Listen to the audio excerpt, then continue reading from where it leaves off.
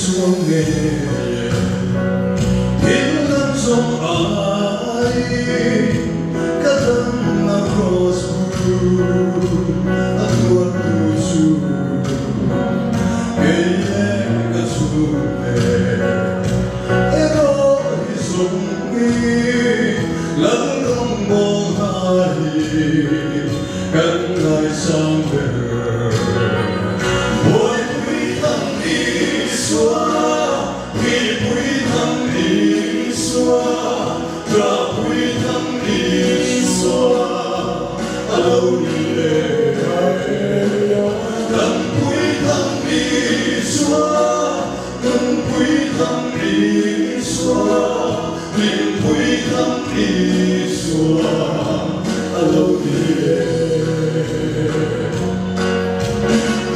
Cảm giác quý vị cầu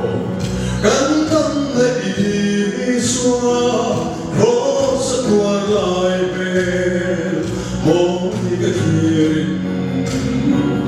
một xin em đông lệ xa qua các tòa đi mình sẽ quý hè kỳ mình lại đang rồi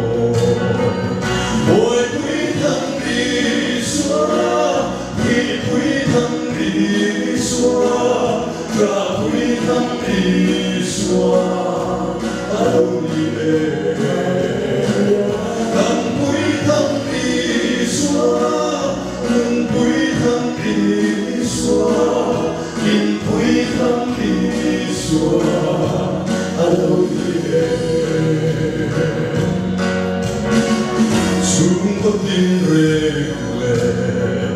cánh khóc lan hoa mỗi quý thân đi xóa aloe cánh răng lệ nằm hồ adam na tu su ren na lali xóa aloe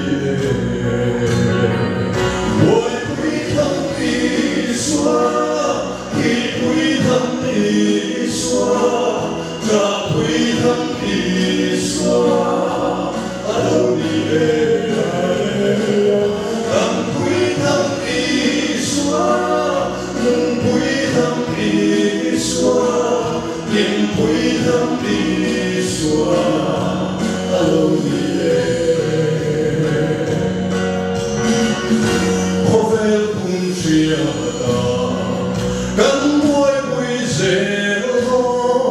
giá quý hồn thấy cắn nhau sung lẽ ngoài lòng chân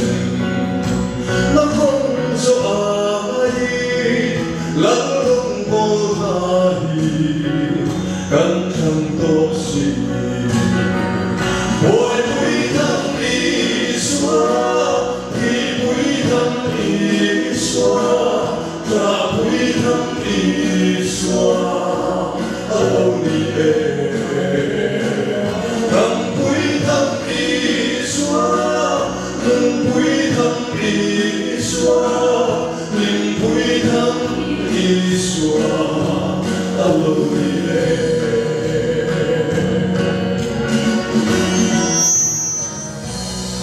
Phong là bận sổ xe